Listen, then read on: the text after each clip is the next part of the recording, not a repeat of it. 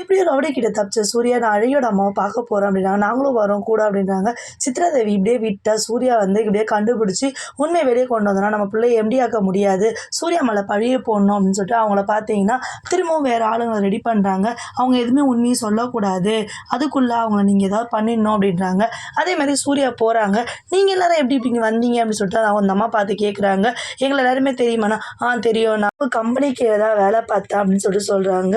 சரி இந்த அழகின்ற குழந்தை யாருன்னு தெரியுமாம்மா உனக்குன்னா? நல்லாவே தெரியும். யார் சொல்லுமா? உன் குழந்தை தானே அப்படின்னாங்க.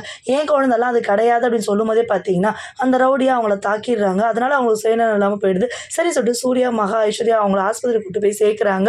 அதுக்குள்ளே சித்ராதேவி அவள் வாயே திறக்கக்கூடாது. ஏன்னா பர்மனெண்ட்டாக சூர்யா மேலே தப்பு இருந்தே ஆகணும்.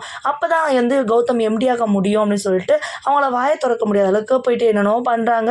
ஆனால் ஒன்றுமே முடியல. அவங்க மகா உண்மையை கேட்குறாங்க. அழகின்ற குழந்தைய உங்கள் குடும்பத்தில் பிரச்சனை வர்றதுக்காகவும் சொத்துக்காகவும் தான் நான் இந்த மாதிரி பண்ணிட்டேன். அழகி உங்கள் குழந்தை கிடையாது அப்படின்னு உண்மையை சொல்லிடுறாங்க.